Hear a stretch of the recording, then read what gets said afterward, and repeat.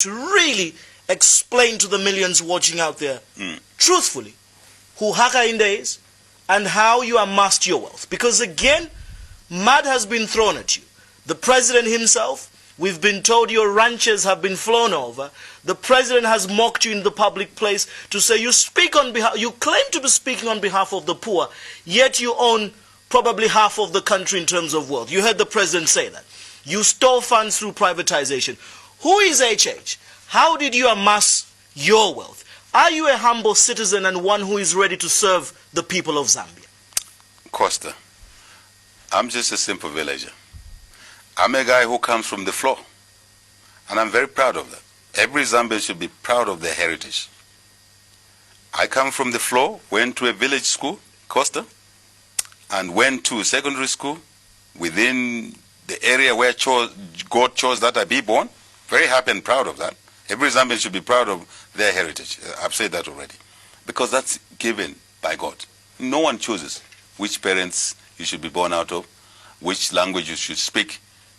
And there's no, by the way, Costa, there's no minority tribe in this country. There's no minority ethnic group. All of them are equal.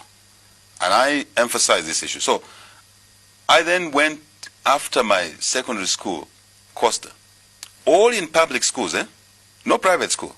By the way, before the school level, I was born in a grass-thatched house, not in a maternity wing of a hospital or a clinic.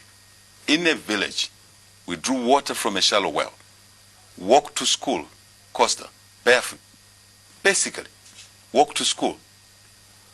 And this is the reason why I'm very passionate about education, so that no other children, whether they're orphans or not, should go through what we went through. Costa, I went to University of Zambia to study economics and business on a government scholarship. Hey, who are we that we seek public office and are not willing to offer education to that child from a compound, or that child who is a double orphan, mother and father are dead? Who are we? Then there's something wrong with us, because we actually ought to make it easier for the children to acquire skills than it was for us. So Costa from there did many things, many things. I bought my first plot, Costa, to construct a house which I could afford at the time, not far from where we're seated, Kalingalinga. You know where Kalingalinga is? Very near your studio here. My second salary, I bought a plot. I could not afford a bricklayer with a team of builders or helpers. I was, in Zambia we call it Daka boy. I was the one pushing a wheelbarrow. Built our first house. Couldn't complete it, sold it at a profit, bought another plot, built, couldn't complete it, Costa. And then I was innovative. Entrepreneurship comes from our heritage, cattle keeping. You can say I was born in a cattle kraal. And I think that's where the business training came from. Later on, it was just to add on. Costa, from there on, I couldn't complete this house. By the way, when I was building Kalingalinga, my fellow classmates from university were laughing at me that I was building a house in the compound. I didn't see why anybody would laugh at me, because I was building a house. They weren't. I was already better. And I had nothing to lose. So this culture, Costa, where people place themselves where they don't belong, is actually wrong. So I went to a company then, those days, and I told them I was going out for studies for a couple of years in Europe, in UK to be specific. And I said to the guys, look, I can't complete this house. Complete it for me. 1 year you don't pay rent. I went away. Cost of the house was completed. When I came back, there was rent in my bank account. After a year, the rest is history. We've worked for ourselves, Costa. We've come from the floor. I'm a grassroots person. I'm just a simple villager. So there's nothing. Where do all these allegations and clamor come from? Because there is a picture painted that something dubious along the way, or something irregular or unethical was done by HH and group, and this is how this group of young techs who are now, financially powerful, want now to take over the reins of politics and this country's leadership. There's still that gray area that even the likes of the president say, can he explain? just how he's one of the top rich guys in this country with ranchers that are always flown over to show as an example to the Zambians. Costa, our situation, my situation must be used positively. It must not be used to ridicule Hakainde. First, the president was out of order, and I challenged him that I'm not a thief. I have no thieving mind in my blood, or thread or iota of a thieving culture in my blood. I challenged the president. I said, Mr. President, if you have a thieving culture, I don't have. And you know this president we're talking about. If I had stolen anything, the other time he said I stole cattle, and I simply said to him, Mr. President, cattle are not like rats. Cattle have owners, right? Human beings who own them. If you steal cattle, you get arrested. In the event you think I stole cattle, why? You are the president. Why don't you instruct the police, since you love arresting me? To settle this matter for the sake of the millions watching. Yes. Again, I want to take this opportunity for you to explain to them. Who are you and this wealth? How has it come up? Would you declare tonight to the Zambians to say, this is what I own and this is how I've owned it? Well, look, first, the president was being malicious, to be honest. He was abusing a citizen called Hakainde. And he got away with it, because the only response he got was, Mr. President, if you think I stole anything, hey, get me into court or detain me. After all, I'm used to being detained by him on flimsy charges. He didn't detain me on that. I can assure you, if I had stolen anything, Costa, I wouldn't be talking to you tonight in this studio. I'll be languishing in cells. Cells which have no water, as he has thrown me in cells several times, without electricity, without food, with fecal matter. But that's a by the way issue. This is the stench in African politics we want to get rid of. To use the president to demean citizens who actually should be used as good examples to motivate the young people. This is what we would like to do, to take out this vindictiveness, to draw the line, to say this is not how you run a country when you are given an opportunity to do that. You should actually try and manage the country differently. Manage the country in a professional manner. President HH, I want to go to the text messages in putting this matter to rest, because you are in a political ring where your opponents are seemingly glaring or throwing mud about you about something they believe is not right about you. For the sake of a Zambian watching out there who probably wants to put a vote on you, how do you convince them that there's something or everything right about you against these allegations? Costa, the easiest way is to say, if I was a thief under this president leader, I'm using them synonymous, deliberate, where I get detained even for appearing on a program like this. After this, interview, I know I can be detained. Why has he failed to detain me for his assumption of me having stolen anything? I've challenged him. I've challenged the PF government, and they've fallen flat on this. That should prove to you that there's nothing wrong we've done. Because if there was anything wrong we had done, they would have jumped on it, because they have appetite to lock people like me up. So, hang on, Costa, a little bit. So, Zambians must know that hard work pays. Costa, opportunity. First opportunity I got, you should ask me the question, is education. I told you I went to school on a government scholarship. That was for me, that was it. And I wasn't looking for any inheritance from anyone. That was enough. Education, I call Costa the best equalizer, the best inheritance. And that's why we owe it to our children. From there on, I got a job. I wrote my final exam here in this university nearby here. On a Friday, Costa. On a Monday, I had a full-time job. Opportunity, which is not available to our youth today under the PF leadership. Even if they were promised more jobs, there are no jobs. Absolutely none.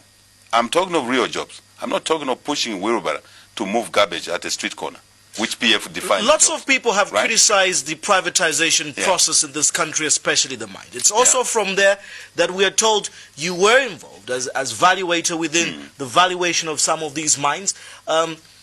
What is your take? Do you feel that you are part to blame in the bad decisions and obviously the raw deals that this country got out of privatization of the mines? People now have stood on mountains and blown trumpets regarding KCM cells, Luansha copper mines and others. Do you feel part to the blame?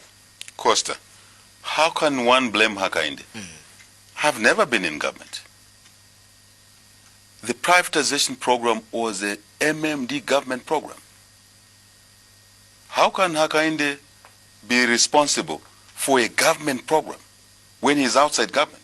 How powerful is this fellow called HH that he could be basically dictating a government program from outside? He doesn't work with like that, especially under the African leaders we've seen in the past, who actually are excessively greedy. And that's what we want to heal when we get into office. And believe me, we will do it. There was no way that one can say Hakainde is responsible for the privatization program in this country. It was the MMD government. Who was in the MMD government, Costa? Have you ever asked that question? The ministers in the MMD government, the cabinet of the MMD that decided on the privatization program, included just a few examples. Mr. Michael Sata, who was the minister without portfolio in the MMD government. He's the one who decided on the privatization program. Next, then Minister of Agriculture. Who is it? Dr. Guy Scott, who is today the Vice President of Zambia. He was in that cabinet. What was your role? What was your role, despite not being part of government? Hang on, my friend. Let's use today's platform to clear issues that are used to ridicule Hakainde because of pettiness. And you're being given a chance on this platform. Exactly.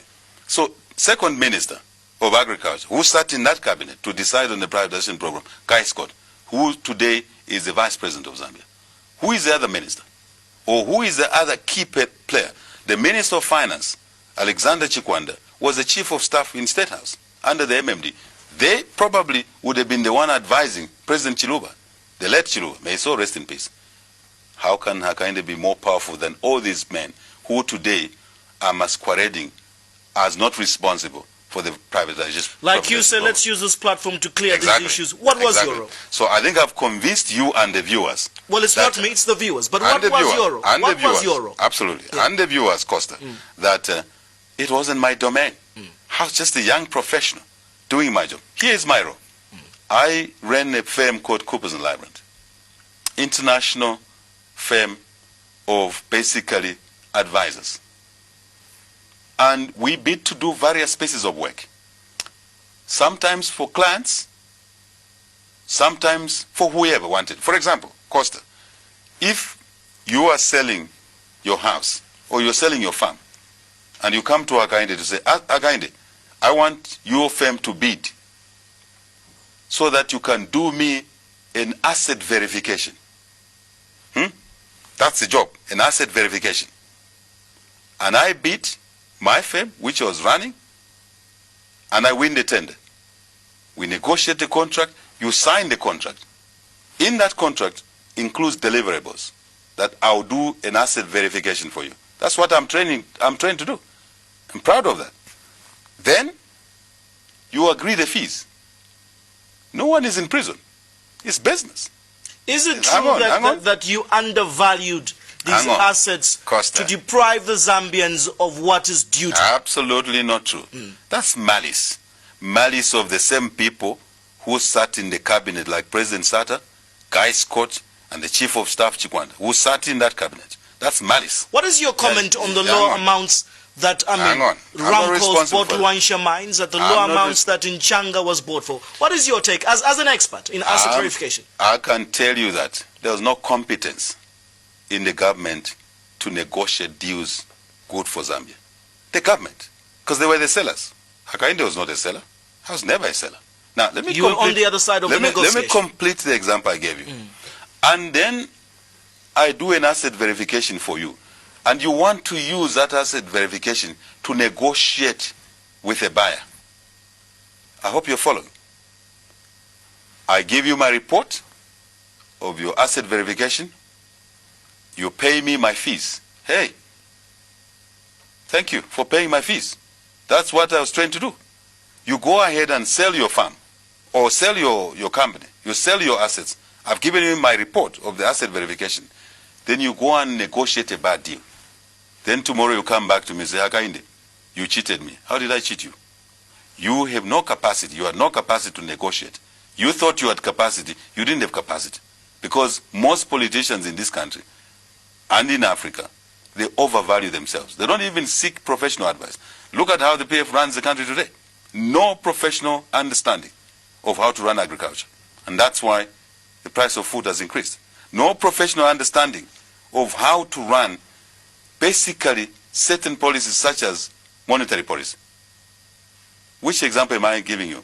Statutory Instrument 33, which the PF cabinet, and 20 years later, Costa, let me remind you, some of the members of the cabinet in PF today who introduced Statutory Instrument 33, which effectively was flawed, and ask me how it was flawed. In an import-dependent economy, you close out foreign exchange inflow routes. That was the effect of Statutory Instrument 33. And then tomorrow, you want to have a dollar to import your daily requirements. Fuel, machinery, tractor. What do? You kill the kwacha, you kill the currency. You damage basically the economy. And you are told, then you don't listen. This is what's happening in the PF today. And this is what UPND wants to fix. They want to, now, the point I've given you, the example I've given you, Costa, I have demonstrated to you today that it was never in my remit. It was never my power to privatize anything. By the way, I did not value any mine. Is Hakainde coming to the people of Zambia a clean man? Absolutely. And people have now understood that a lot of mud was thrown at Hakainde, Costa. And Hakainde had no opportunity to basically explain himself. And I'm very grateful that you are asking these questions over and over. And Zambians have now basically made a judgment that Hakainde is a humble creature who first worked for himself.